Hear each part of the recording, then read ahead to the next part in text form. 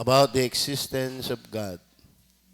Pagkakaroon ng Diyos. Alam niyo po, ibang pag-usapan talaga ang Panginoon at iba ring bulayin ng Panginoon. Parang kay Ninong ko ni lalo siyang napapamahal sa Panginoon Kasi yan ay pag-iihi, hindi lang ihi ang iniintindi. Natingala daw yan sa langit. Hanggang kaganda ng langit. Ay nang humiga sa kanyang bahay, abay, kita ko pa rin ang langit. Okay. Genesis 1 verses 1. Okay, basa. In the beginning, God created the heaven and the earth. Then chapter 1 verses 1 and 3 ng John. Read. In the beginning was the Word, and the Word was with God, and the Word was God. Verse 2. The same was in the beginning with God. All things were made by Him, and without Him was not anything made that was made. Tayo po mag-pray, Panginoon. Salamat po sa nakabubusog ng mga pasalamatan muli. Nakikita po namin Ikaw sa likod ng kanilang mga buhay na naipapahayag sa makita ng kanilang mga sinasabi. Yun po'y biyaya at malasang asin sa mga nakikinig. Ikaw ang napapupurihan, hindi kami, kundi kami ay iyong kinahabagan. Salamat, Panginoon, naway patuloy niyo kaming gabayan, liwanggan at huwag bibitawan. Sa kaligtasan, alam po namin, maging ang panalangin namin ay huwag mo kaming bitawan na hindi nakakamalay, nakakaintindi sa iyo. Masarap, Panginoon, na ikaw ay kilala namin at patuloy namin na ay kilala. Sapagkat mahina kami para hindi maging malapit sa iyo. Kabagan niyo kami, patawad, Banal na Espiritu, samahan niyo kami sa pangalan ng Panginoong Jesus. Amen. The existence of God. Ang ibig sabihin ng existence ay being real. Ibig sabihin, meron talagang totoo. Presence in place or situation. May umiiral. Reality. Buhay. Pag-inog. Madali sabi, ang pag-uusapan ay talagang may Diyos. Talagang may Diyos. Yan ay comfort dapat sa ating mga anak ng Diyos. Na talagang may Diyos. Wala siyang hindi alam na ating kalungkutan. Wala siyang hindi naiintindihan sa ating mga hinaharap kahit ng ating mong pagkukulang dahil mayroon talaga namang Diyos. Alam mo yung pagkakaroon ng Diyos, yan po ay nakakatuwang, nakakatakot. Nakakatuwa kapag ikaw ay talagang nagtitiwala at sumusunod. Pero nakakatakot kapag tayo ay sumang. Dahil meron nga Diyos. Ngayon, dito sa ating talataan na ating binasa, kumuha ko ng unang puntos, the existence of God. Number 1, the existing God prior creation. The existing God prior creation. Alam mo, ako'y hindi katulad ni Brother Henry, yun po'y magaling mag-aral. Sa inaral ng iba. Ako laging kailangan ko yung Bible talaga ang puntahan. Hindi ako mahilig maggamit ng inaral ng iba. Kaya sa Bible ako nagbubulay. Ngayon, isa na bulay ko dito, mga minamahal. Existence God. Kinuha ko yung talata. The existing God prior creation. Kasi ganito bago nagkaroon ng mga nilikha, umiiral na ang lumikha. Ganun lang kasimple yun. Tama ba? Ibig sabihin, nung sinabi ng Diyos, in the beginning, God created the heaven and the earth. Nilikha niya ang langit at ang lupa. Ibig sabihin, nung hindi pa lumilikha, may umiiral na namang lilikha. Tama ba? In fact, walang umiral kung walang nagpairal. Walang nagawa kung walang gumawa. Tama ba? So, ibig sabihin, merong Diyos talagang umiiral una sa nilikha. At ating alamin kung sino yun. Malalaman din naman natin kung sino talaga yun. Okay. So, the existing God prior creation. Meron talagang Diyos na umiiral una sa nilikha. Kasi bago nagkaroon ng mga nilikha, umiiral na ang lumikha. Ang nilikha ng lumikha ay katunayan lamang na mayroong umiiral na manlilikha. Praise the Lord. Tama ba? Oh, praise the Lord. Kaya salamat may Diyos nga. Actually, sa Psalms 14, tingnan niyo po, Bible din, niya po, Psalms 14, verse 1. Ang mangmang ay nagsabi sa kanyang puso, walang Diyos. Mangmang lang pala yung hindi nakakaintindi talagang may Diyos. Ay ba may kukunin natin yung mga patunay na talagang mayroong Diyos. Ngayon, ano sabi ng Psalms 19 verses 1 hanggang 4? Tingnan niyo po yan. Masarap kang magsalita ang Bible sa kanyang sarili. Ang kalangitan. Kasi sabi ng Diyos, in the beginning, God created the heaven and the earth. So ngayon, ang kalangitan ay nagpapahayag ng kaluwalhatian ng Diyos. Tama ba? Opo. Ibig sabihin, yung kanyang nilikha ay nagpapahayag talagang mayroong kaluwalhating Diyos. Kasi kung walang nairal na Diyos, di walang nilikha. Tama ba? So the evidence na meron talagang Diyos na lumikha, merong Diyos na umiiral, ay pinapahayag ng kanyang mga nilikha. Kaya nga ang kalangitan ay nagpapahayag ng kaluwalhatian ng Diyos. Kalangitan. Ano yung sumingit na yan?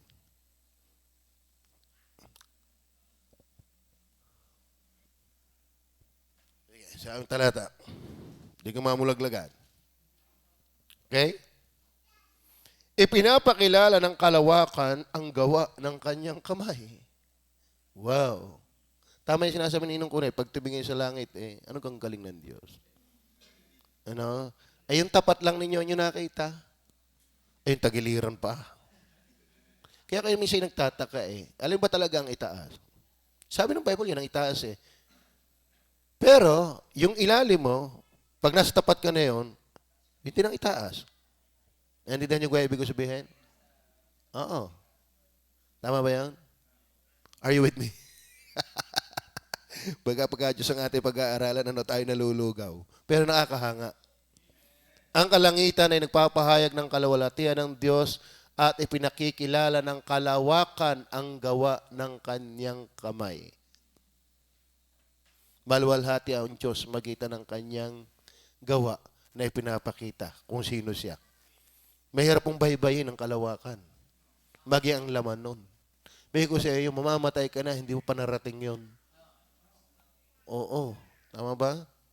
Ay doon nga sa bilang ng isda, hindi ko alam ang ilang klase ng isda, mamamatay na tayo. Tapos kalamin kung sino ka. Anong alaman mo? Tama ba? Oo. Ilan nga uri ng isda pala nga? Sino may alam? Para may tayo ng alam. Isang takuyang dulong. Talo na kayo. Para yung nagkalaban nung paramihan daw ng santong kilala. Alam niyo ba yung naglaban? Yung dalawa, paramihan daw ng santong kilala. Ang labanan nila, kada isang santo, bunutan ng balbas. Yung Ninong Kunay ang kalaban. Marami-raming mabubunot yan. Sino pa dito ang balbasin? Siya si Makmak. Sabi na Ninong Kunay, sino ka santo?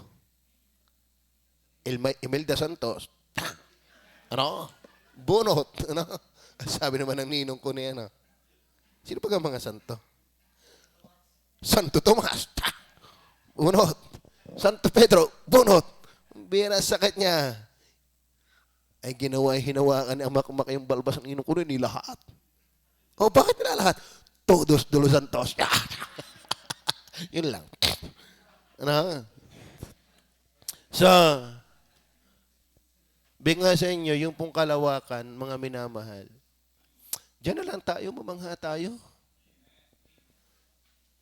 Yan ay kapahayagan na mayroon talagang Diyos na umiiral at napakaluwalhati ng Diyos na umiiral na yon. Oo. Kaya sabi ko, minsan ako nakasalita, ang pinakamahirap na pag-aaral, yung patunayan mong walang Diyos. No? Yan ang pinakamahirap na pag-aaral, yung patunayan mong walang Diyos. Langit pala, tingnan niyo po, ang sabi ng verse 2, sa araw-araw ay nagbabadya ng panalita, at sa gabi-gabi ay nagpapakilala ng kaalaman. Walang panalita o wika man ang kanilang tinig, ay hindi maririnig. Hindi naman nagsabi ng alapap, andito ang Diyos. Hindi nagsasabi lahat. Pero araw-araw nangungusap. Bakit? Sa parang paraan. Sino ang gumawa nito? Kagaling ganang gumawa nito. Kaya merong ganyang maganda, merong magandang gumawa niyan. Tama ba? So, ang pagkakaroon ng Diyos ay ipinapahayag sa magitan ng kanyang ginawa. Verse 3, walang panalita o wika man, ang kanilang tinig ay hindi marinig. Verse 4, ang kanilang pangusap ay lumalaganap sa buong lupa. Hindi lang yung kita ng katapat ng ninong kuni, buong lupa. At ang kanilang mga salita ay hanggang sa wakas ng sanglibutan. Sa kanila, nilagay niya ang tabernakulo na ukol sa araw. So, the existing God prior creation. Meron talagang Diyos na na umiiral na bago pa nagkaroon ng nilikha. Ano nga kaya ang Diyos noon nung wala pang nilikha? Ano? Minsan, balikan mo lang, kay bata pa, nakakapagpagalak na eh. Tama? Ang ganda, ang lalaki ng saging straw mo, nagtatouching lang kayo, puro uhugin pa kayo. Hanggang minsan naalaala mo lang yung masasayang sandali ng buhay. Noon, ako'y napapaiyak na dyan eh. Kasarap ko ng buhay noon. Pero pag naaalala ko yung natalo sa sugal, binabalik ko na yung ngayon. Mas masarap yung ngayon. Kasi may mga lulungkot din ang bahagi ng buhay noon eh. Pero ibig sabihin lang, mga minamahal, try to imagine, sa Job, mababasa sa 38, nagpapalakpakan ang mga anghel sa galak nung nililikha ng Diyos ang universe. Tama? Kaya lalabas talaga na unang nilikha ng Diyos ang mga anghel bago ang universe. Meron ng nagagalak, meron ng umaawit, meron nagdiriwang, meron nagpupuri sa Diyos habang nililikha ang universe. So meron talagang Diyos. Tunay na may Diyos. Roma chapter 1 verse 20. Namin natin kukunin yung mga patunay na meron. Siyempre, ito'y patunay na din ng Bible ang naimik sa magitan ng kanyang nilikha na talagang may Diyos. Ano sabi ng Roma 1:20? Sapagkat ang mga bagay niyang hindi nakikita, ang tunay na Diyos hindi nakikita. Buhat pa ng lalangin ng sanglibutan ay nakikitang maliwanag. Ang Diyos na hindi nakikita, buhat pa ng lalangin ng sanglibutan ay nakikitang maliwanag. Paano mo nakikitang maliwanag yung Diyos na hindi nakikita, na umiiral nga sa magitan ng kanyang mga nilikha? Sapagkat anto sa magitan ng mga bagay na ginawa niya. Ibig sabihin talagang nakikita mo, napatutunayan mo talagang may Diyos sa magitan ng mga bagay na ginawa niya. Are you with me? Kaya mayroon talagang Diyos na umiiral. At yan ay pinatunayan sa magitan ng kanyang ginawa. At tiyak yung umiiral na Diyos niyon ay napakadakila sapagkat napakaluwalhati ng kanyang mga ginawa. Sapagkat okay, yun po ang ating makikita. Ngayon, sinong ang Diyos na lumilikha? Sino ang Diyos na manlilikha na ipinapakilala ng Biblia na umiiral na bago ang pagkalikha? Sino ba yan?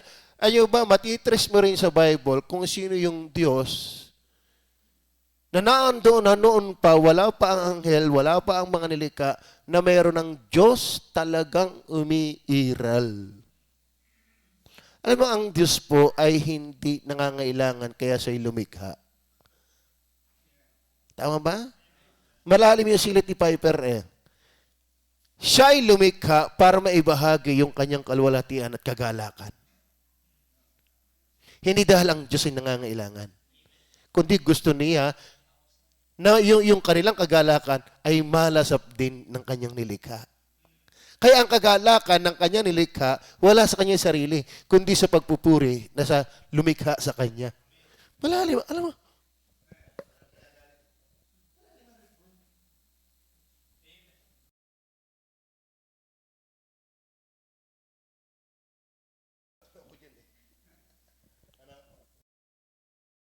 o dyan ay nung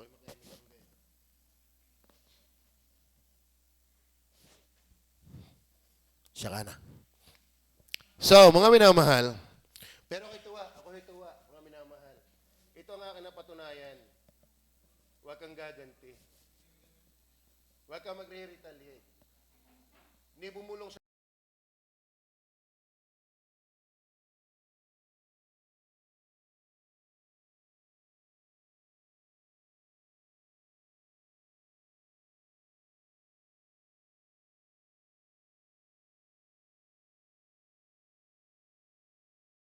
mga ganyan. Tama ba? Hindi. Kaya ninong ko, huwag mo na akong ipagtanggol. Kaya kong tumayong mag-isa. Yeah. So, ganito po yan, ang mapapansin natin. Sino ang Diyos na manglilikha na pinapakilala ng Biblia na umiiral na bago ang pagkalikha? Kasi, yung iba, ang ama lang daw ang lumikha. Eh, titingnan mo sa Bible kung ama nga lang ang lumikha. In fact, ako hirap na hirap nga ng kumuha ng talata na manglilikha na nakalapat sa ama. Mababasa niyo sa Bible, mas madaling kumuha ng talata pagka ang pag-uusapan ay si Jesus ang lumikha. Madaling humanap ng talata pag Holy Spirit ang lumikha, pero hirap na hirap humanap pagka ama eh. Tapos yun ang kanilang pinagbibidalang. Sino ba ang Diyos na pinapakilala ng Bible? Na naandoon na. Wala pa ang nilikha kahit anghel. Kasi ating pinag-aaralan, may Diyos talaga. Ano? May Diyos talaga. Eh sino yung Diyos na yon? Kasi ang Diyos na yun ay una sa kanyang ginawa. Kaya nga napatunayan lalong may Diyos dahil ang kanyang ginawa. Eh sino yung Diyos na yun na umiiral na noon pa? Tama ba? Sa Muslim, si Allah lamang. Iglesia ni Cristo, ang Ama lamang. Saksi gayon din. Ay ba maraming turo ng Iglesia ni Cristo, kinupyala sa saksi. Totoo yan. Ang baptist, kinukopyahan. Nangungopya na nga lang, kinukopyahan pa. Okay. Una nating tingnan kung sino yon. So, sa mapapalabas natin kung sino yung Diyos na umiiral, na wala pa ang lahat ng bagay sa magitan nung nagpakilala siya sa magitan ng paglikha. Kaya ating i-trace, sino ba ang lumikha? Na nahayag sa magitan ng kanyang nilikha. Una, Isaiah 64 verse 8, pakitingin.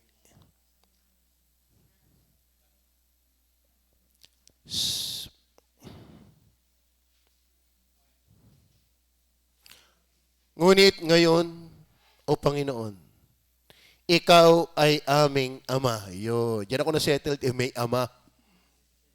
Tama ba? Kami ay malagkit na putik at ikaw ang magpapalyok sa amin at kaming lahat ay gawa ng iyong kamay. So obvious, ang lumikha ay ang ama. Tama ho ba? O di, walang problema. May Diyos.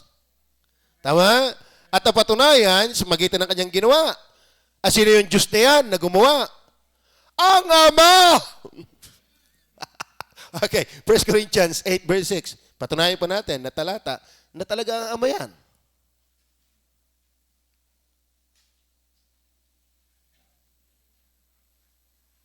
Ang Ama yan. Yan. Ano sabi?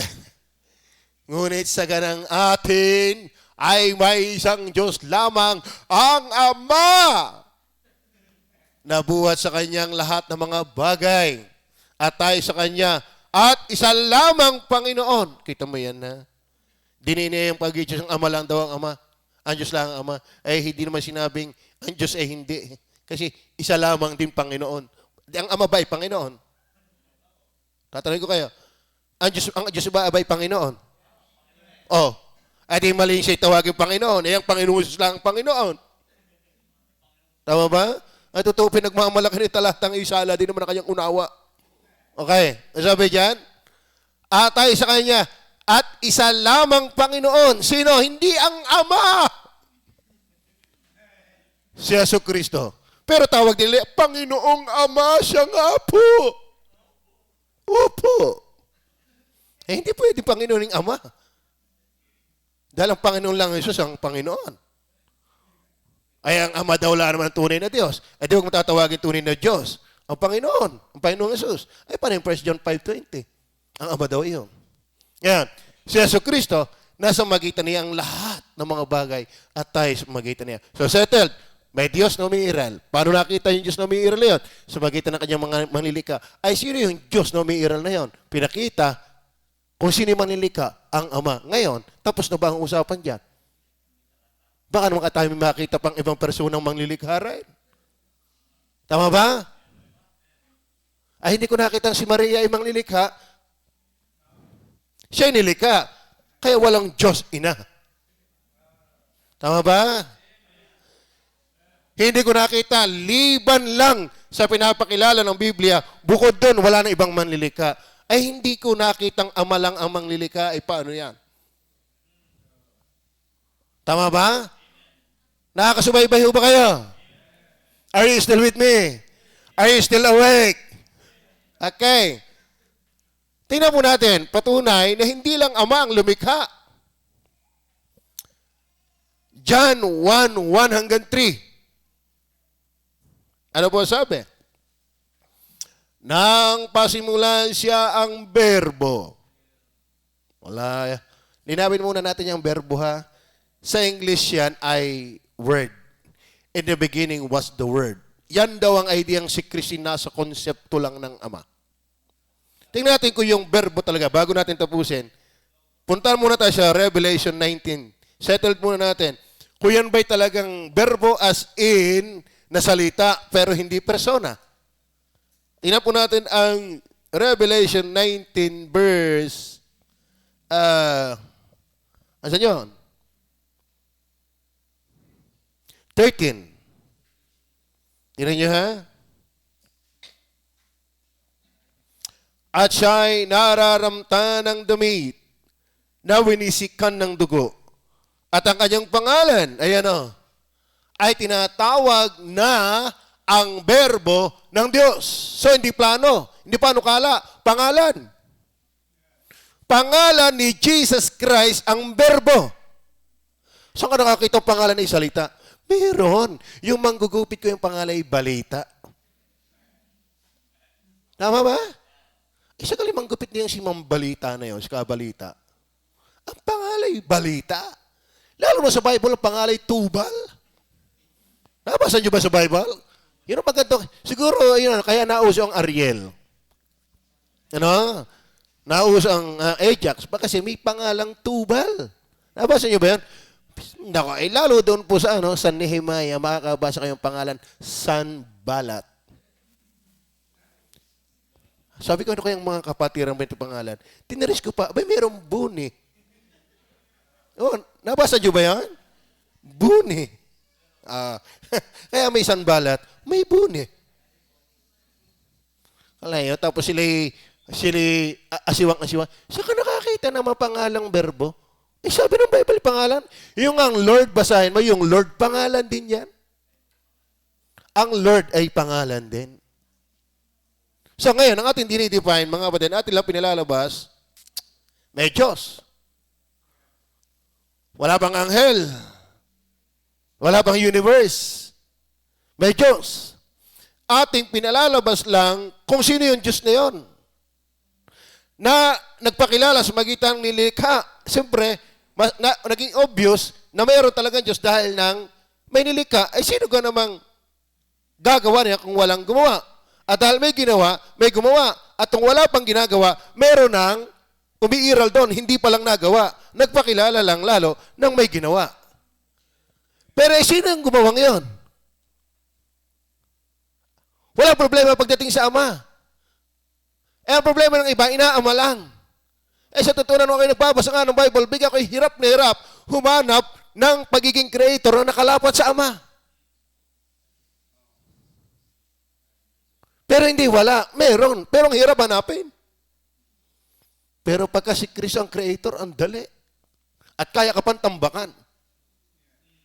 Tama ba? Maliwanag ko ba? Pero kayo mukhang natambakan ha. Okay? Balik ulit tayo sa John chapter 1. Kaya purihin ang Diyos. Purihin ang Ama. Purihin ang Anak. Kasi sila yung Diyos na bumubuo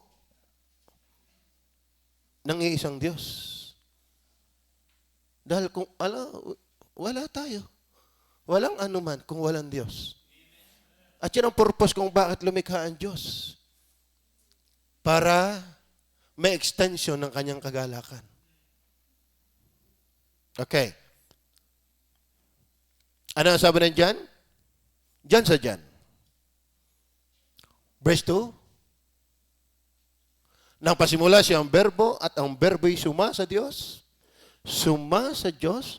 Magkasabay na ang berbo at ang Diyos. Siyempre, yung Diyos niya na yung Ama. Tama ba? Magkaibang being, personality, distinct person, yung berbo and God. Pero, nilinaw din yung berbo'y God. Sino yung Diyos na yun? Nakasama ng Ama. Ibig sabihin, yung nag-i-exist na Diyos ay hindi ang Ama lang. Tama ba? Pagdating ng verse 2, ano sabi ng verse 2? Ito rin ng pasimulay suma sa Diyos. Magkasama ng berbo at ang Diyos. As distinct personalities. Dahil pagdating ng verse 3,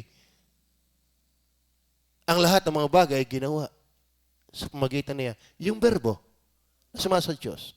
Sino ngayon ang manglilikha? Hindi lang ang Ama. Ngayon, kung ang Diyos ay pinapakilala sa magitan ng kanyang ginawa, at isa pala ang Panginoong Hesus sa manglilikha, therefore, ang Diyos ay pinapakilala ng Biblia ay hindi lang ang Ama. Tama ba?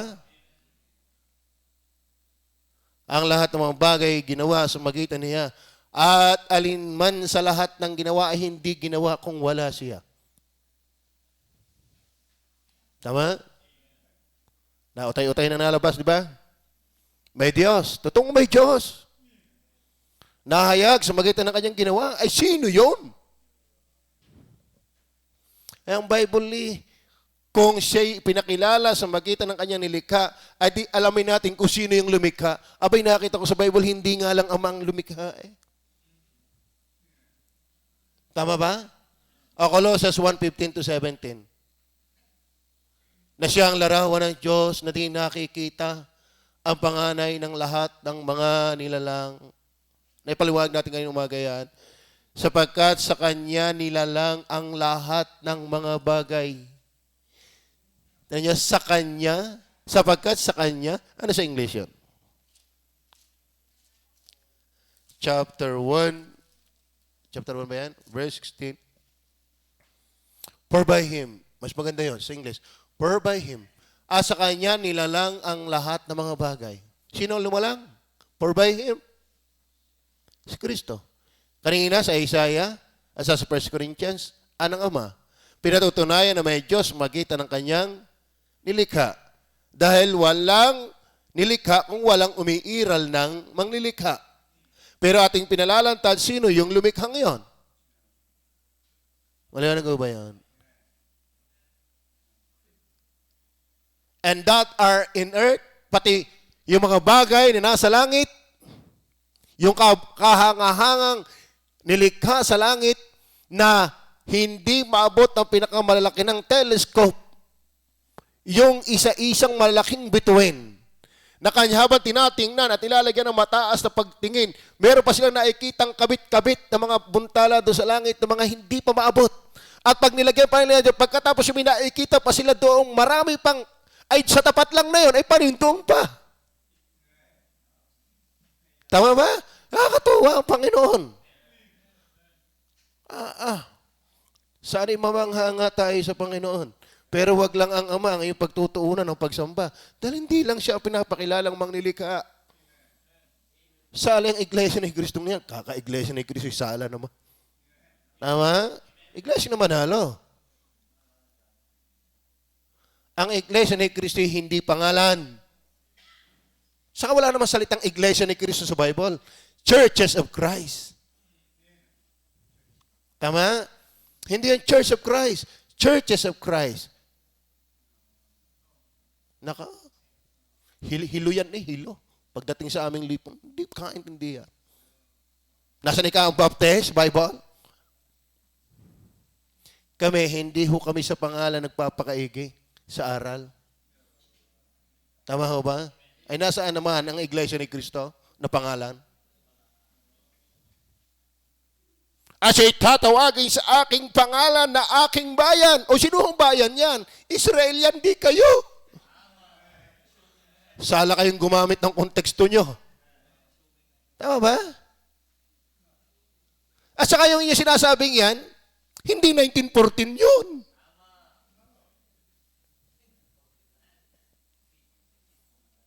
Nakakatawa makipaglipon sa mga yan. Ay diklapan.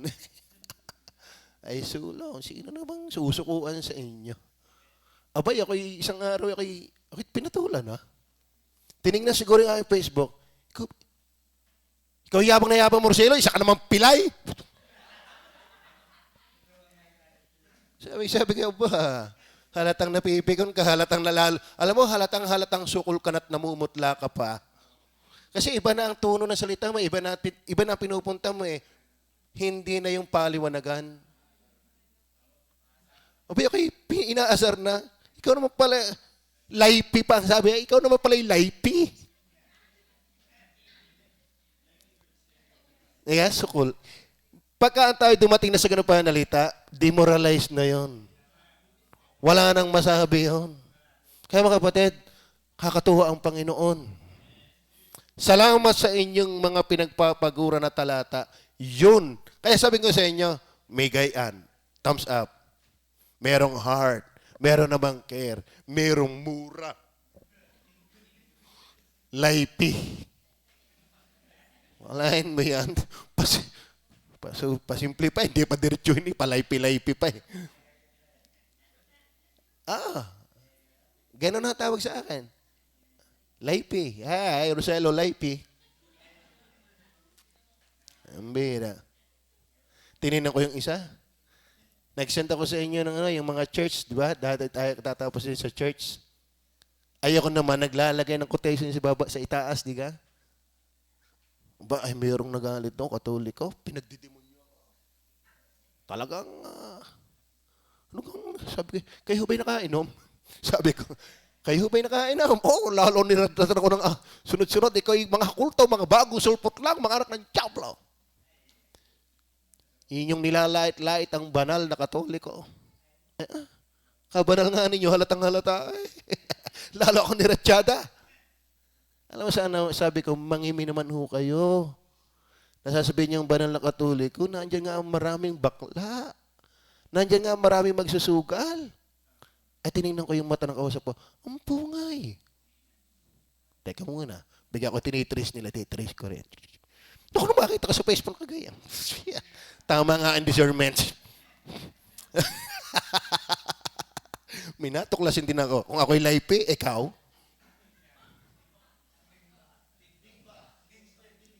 Ha? Ano yun? Dingba. O nga naman, ano? Yawa, kami maglilipon uli. Masarap. I enjoy. Saka nakaka-mature ng personality. Hindi ka dapat daktang papaya. Sports lang. Di baling sabihan ka ng masakit dahil bakit? Yung talata naman talaga nakakasakit. Yung salita ng Diyos talaga nakakasakit yan pag hindi ligtas.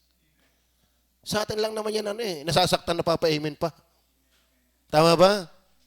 Okay, so yun po ang aking tinitingnan. Colossians, balik tayo. Visible and invisible. Whether they be thrones or dominions or principalities or powers, all things were created by Him. Sino yung by Him na yan? Jesus Christ. Tama? So merong Diyos na umiiral, existing God, at ipinakilala kung sino ang Diyos yan sa magitan ng kanya nilikha. Na-trace natin sino yung manglilikha, hindi lang ang Ama. Tama? Pati ang Panginoong Yesus. Kaya pag sinabing ang Ama at ang Anak ay iisa, kadyusan talaga ang tinutukoy doon. Sila'y kapwa manglilika.